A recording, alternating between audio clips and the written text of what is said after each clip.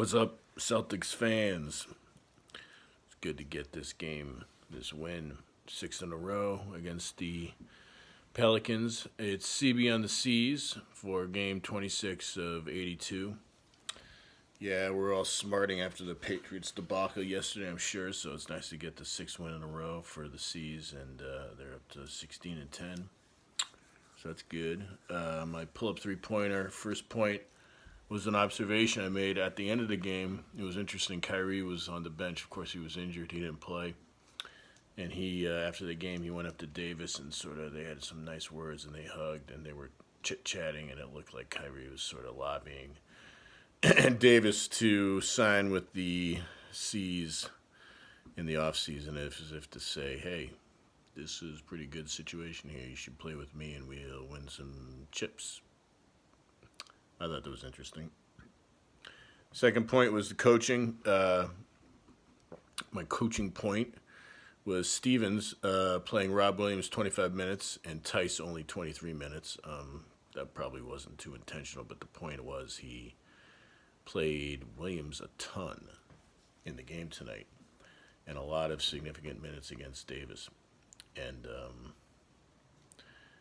my third point would be the statistic, and it's interesting. Rob Williams had a great game, of course. I think you can see where I'm going with this. I'm a big fan of his, and I wanted to see him get a lot more burn. And with these injuries, we're starting to see it, thankfully. So the third point is a statistic, interesting statistic, and the player on the Celtics with the highest net rating for the game was, of course, Rob Williams. I thought that was interesting.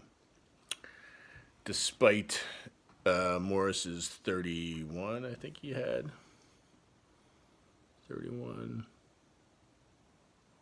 Get the traditional box score up here, not the advanced. Yeah, he had 31. Great game. Okay, so the 3 stars, give a third star to Davis, top 5 player in the league. He posted 41 points, and it seemed like it was a quiet night. He was 17 for 34, 7 for 9 from the line, and 7 boards, 4 steals. You don't see 7-footers getting a lot of steals. Blocks maybe, but not too many steals. He had a great game. Second star was Morris. You could tell he was chomping at the bit. He loves it anytime he gets more shots, because that's all that guy does is make buckets. He was 10 for 15 from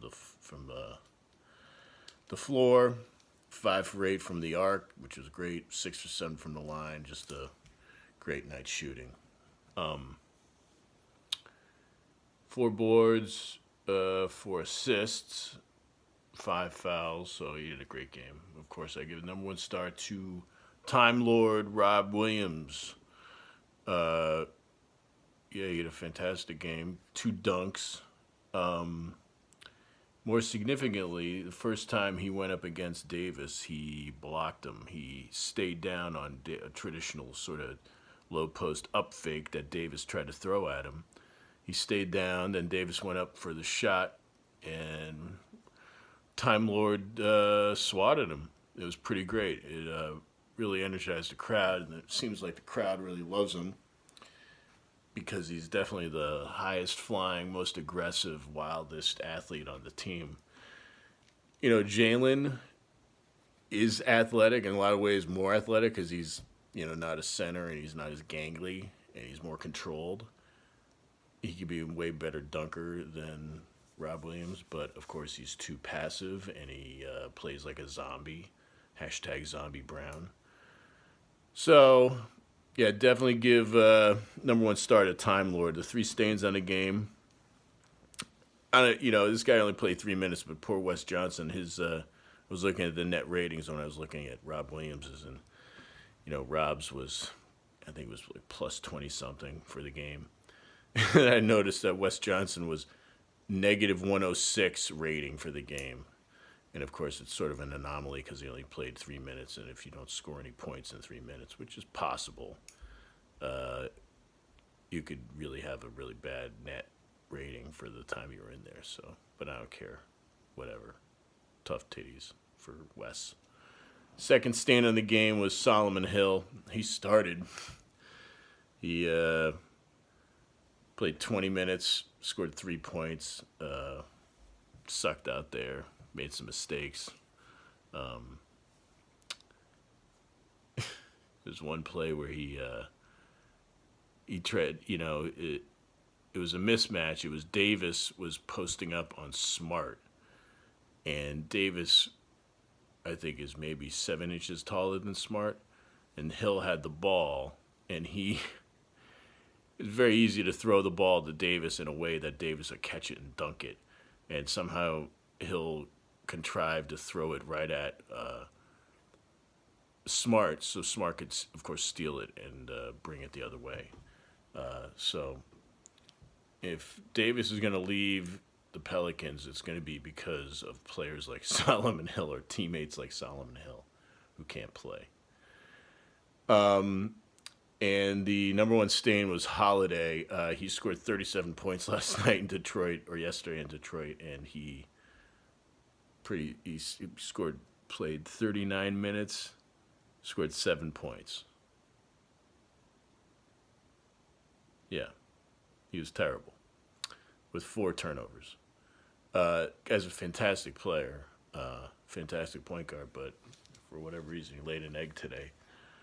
Big time stain on the game, Drew Holiday. Okay, so my closeout is a recommendation for a band. I found out about this band from Rob Delaney, who's a comedian, big Twitter presence, millions of followers. It'd be pretty funny, but he recommended this band. It's a band called Elder.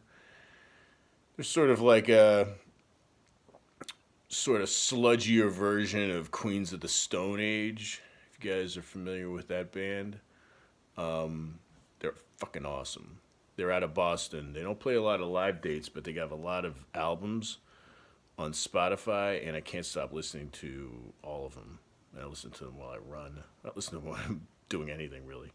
But they're fantastic. I even bought a T-shirt from one of their recent tours in Europe. They're a big deal in Europe. They do a lot of shows in Europe, but not too many in the States recently. So I'm definitely being on the lookout for them. Their Wikipedia page says that they're currently based in Fairhaven, which is funny. That's a little town on the coast of Buzzards Bay down by New Bedford. Anyway, Elder, go to Spotify, listen to their music. It's killer. Okay, so next game is Wednesday night in Washington against the Zards. That's going to be game 27 of 82. I'll see you guys after that game. Peace in the Middle East on Tuesday. Later.